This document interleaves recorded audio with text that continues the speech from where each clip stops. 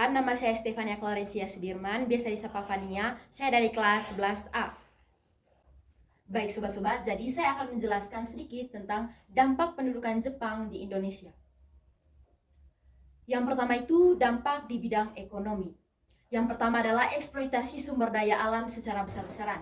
Contohnya, Jepang mengambil minyak, karet, timah, dan hasil bumi lainnya dari Indonesia untuk kepentingan perang. Hal ini menyebabkan kelangkaan bahan-bahan tersebut di Indonesia. Yang kedua, kemunduran ekonomi dan penurunan kesejahteraan rakyat.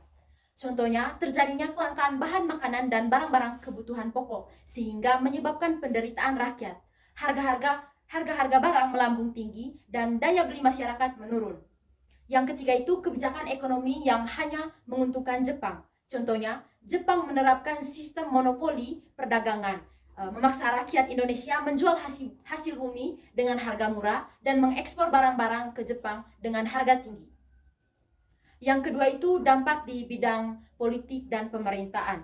Yang pertama, penghapusan segala bentuk pemerintahan dan organisasi politik yang ada sebelumnya. Contohnya, Jepang menghapus pemerintahan Hindia Belanda dan organisasi politik lainnya, serta menerapkan sistem pemerintahan militer.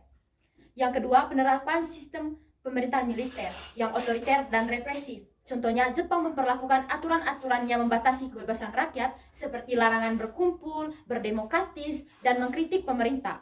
Yang ketiga itu penindasan dan pembatasan kebebasan berpolitik.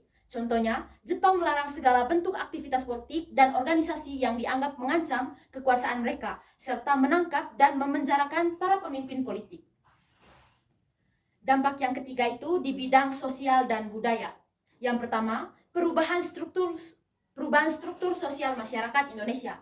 Contohnya, Jepang menerapkan sistem kelas sosial baru yang membedakan perlakuan terhadap orang Jepang dan orang Tionghoa dan orang Indonesia. Orang Jepang mendapat perlakuan istimewa, sementara orang Indonesia diperlakukan sebagai warga kelas 2.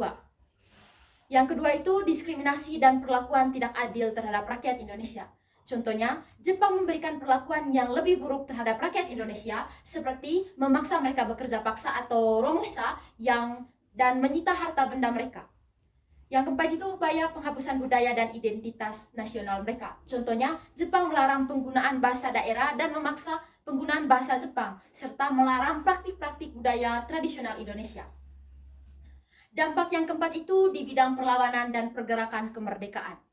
Yang pertama, timbulnya semangat perlawanan dan pergerakan kemerdekaan.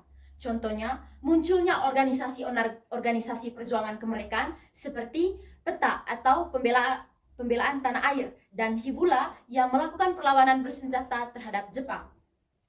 Yang kedua itu semakin kuatnya kesadaran nasional dan keinginan untuk merdeka. Contohnya, rakyat Indonesia semakin sadar akan pentingnya kemerdekaan dan bersatu untuk melawan penduduk Jepang. Hal ini mendorong tumbuhnya semangat nasional dan perjuangan kemerdekaan. Dampak yang kelima, pengalaman baru dalam pemerintahan dan militer. Contohnya, selama kependudukan Jepang, beberapa pemimpin Indonesia memperoleh pengalaman baru dalam bidang pemerintahan dan militer yang kemudian berguna dalam masa kemerdekaan.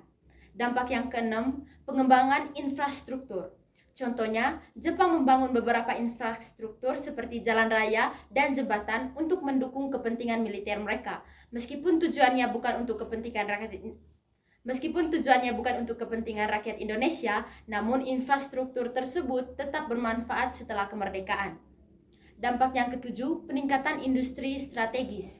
Contohnya, Jepang mengembangkan beberapa industri strategis seperti industri senjata dan industri berat yang kemudian dapat dimanfaatkan oleh Indonesia setelah kemerdekaan. Jadi teman-teman, sekian pembahasan dari dampak kependudukan Jepang di Indonesia. Semoga bermanfaat dan sampai jumpa di video selanjutnya.